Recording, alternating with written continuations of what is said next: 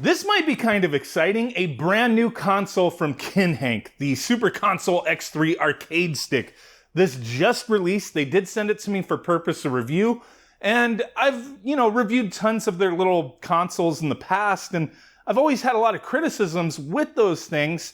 And I think they may be noticing that they still continue to send me stuff for review, but they've talked to me about, hey, how, working on improving products and stuff like that. So, hey, maybe this will be a step in the right direction here, as they have told me that it's been a little more fine-tuned with the game list and, stuff like that, right? But I think this idea is cool. And I know I looked at one of these in the past, but this is a newer version that just released.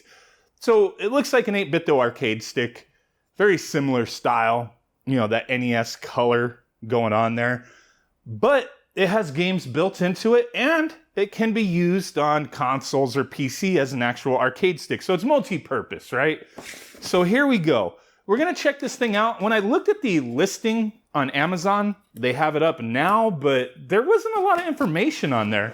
Like, it didn't even really talk about how many games are included. I know it said on the front, the little Amazon sticker, that it has a 256 gigabyte micro SD card built in or plugged into it.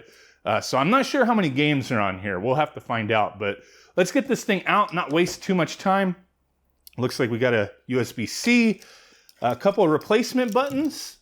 These, average Boolean buttons, the ones with a little crown on them. Standard, Chinese buttons. They're not bad, typically. They're okay. HDMI cable, little USB-C adapter thingy. A lot of little things in here. What the hell's going on? What is this? An air mouse? Okay. Air mouse with gyroscope fidelity voice input.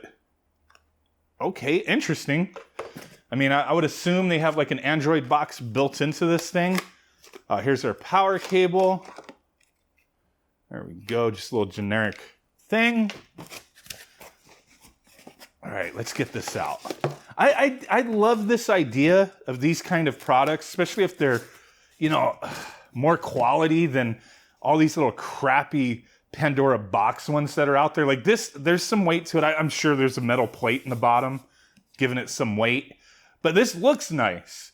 This to me is presentable. Like, this would be a product if it, wasn't in some kind of weird gray area market here of, Soldier Boying up some devices. This would be something I could imagine seeing in an actual retail store. Like, if it was legit, It looks nice. On the back here, yeah, we got a micro SD card in there. Power button. Very cool. The USB-C, I would imagine you plug that in, and then you can use this as a wired controller. But there we go. Top, we got mode, plus button, home, turbo, select, and an STA button. I don't know what the hell that is, but there we go. Not bad looking. Let me get this plastic off of here. Sometimes it's risky peeling this off right away because it gets stuck under the buttons. We have an S905X3 chip, 4 gigabytes of RAM, 32 gig storage built in, 5 volts, 3 amps DC in. So let's get this, I'm gonna get it cleaned up, plugged in, we'll test it out.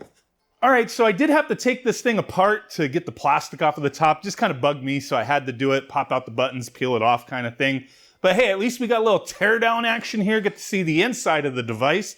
And okay, yeah, they have a metal plate in there to weight it down. A lot of companies do that, and that's fine, not a big deal. The little single board computer they have in there has a nice fan on there, nice heat sink. And then as far as the stick and the buttons go, this is a very easily modifiable, setup here. You could take the buttons out, replace them, put whatever brand you want in there, change the stick. So that's cool. But let's go ahead and take an actual look at what we got going on here. So I went and looked at the email they sent me, and they said this had a very strong focus on arcade games. But I noticed, okay, it's a 256 gigabyte build here, and it's kind of similar to a lot of the other builds, but it's got 50,000 games, 50,709 for 256 gigabytes. A lot of times there's like 100,000 games on there, so Maybe they have done a little bit of fine-tuning with the game list instead of having a bunch of duplicates. That could be a good thing, but all our systems are here, arcade stuff and whatnot. And I just want to kind of scroll through here. I believe this is the Hypermax V8 theme, and we are running Emulate 4.5.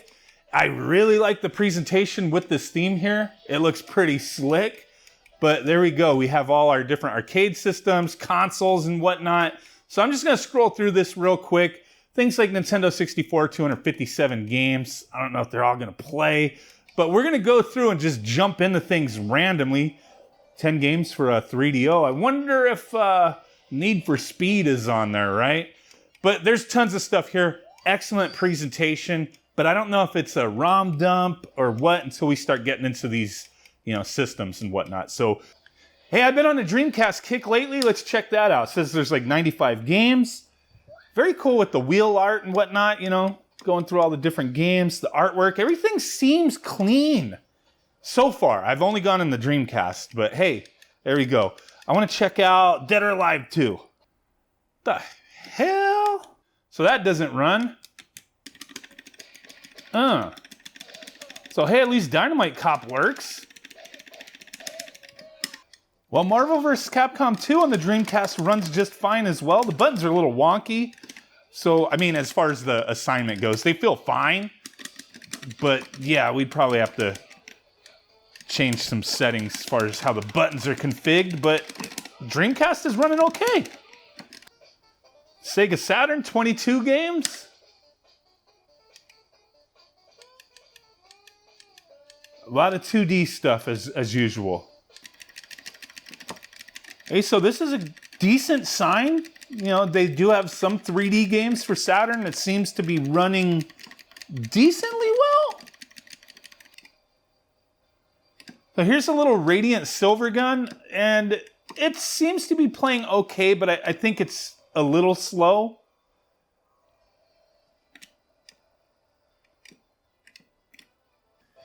Hey, they got PSP, 19 games, a little tiny selection here. Let's check it out. There are a selection of minis as well in a separate category.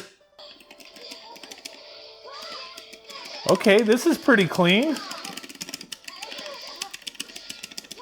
I think so far my main problem has been the buttons do need to be reconfigured per emulator because they're just kind of all over the place. Not making sense, really. So this is kind of the ultimate test, is God of War for the PSP, and this is kind of, a bit sluggish, 10, 15 FPS. Oh, now this is really going to be the big test. 3DO, there's 10 games here. Looks like the same selection as usual.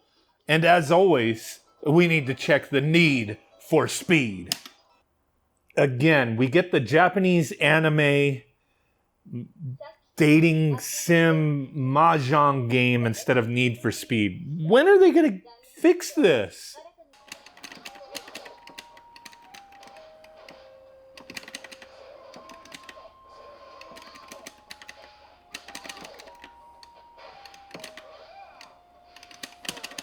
Okay, we got to test Nintendo 64, but first I want to show you something here. So, Sega Genesis or Mega Drive. We got Mega Drive listed here, 500 games, right? There's a lot of duplicates here. Interesting. Couple of Aladdins, it goes on and on. Then we go to Sega Genesis, we have 1,685 games here, and it's going to be the same thing. There's going to be some duplicates on plenty of games.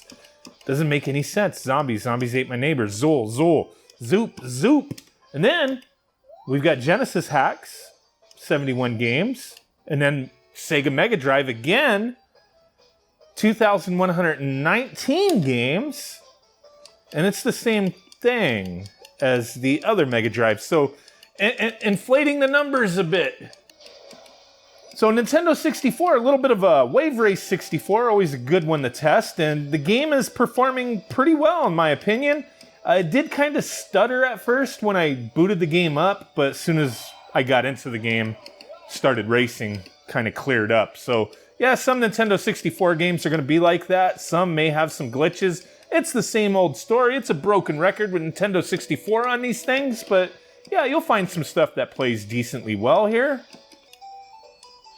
So here's a little bit of Snowboard Kids on the Nintendo 64, and a similar thing.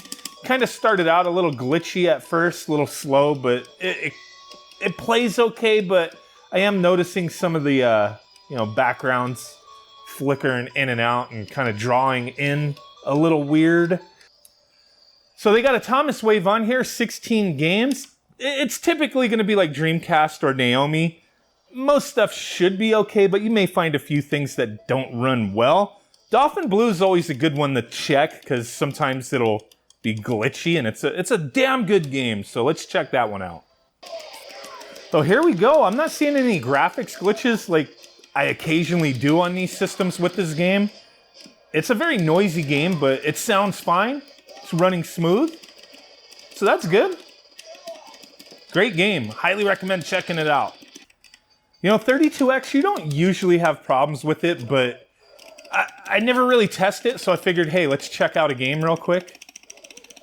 And yeah, really, there's not going to be issues with 32X. Or Sega CD, really.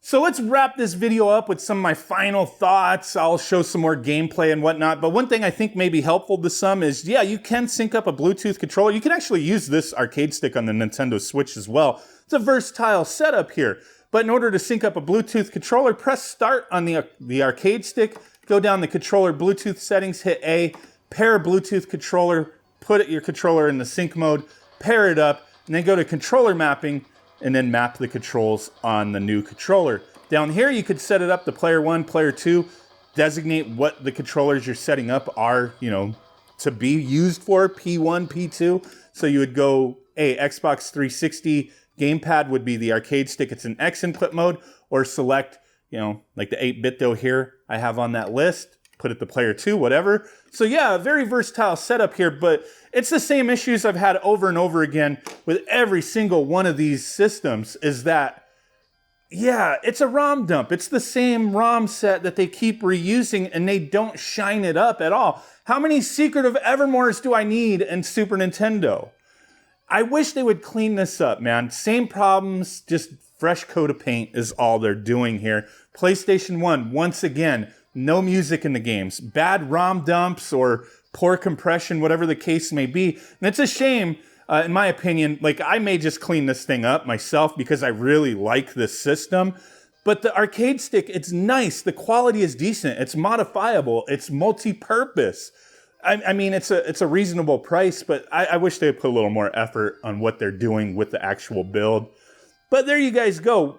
It is one of my more favorite Kinhank products. I give them that. Just, they need to clean it up. That's it. If you're interested, links down below. Do appreciate y'all. I'll catch you on the next one. Bye.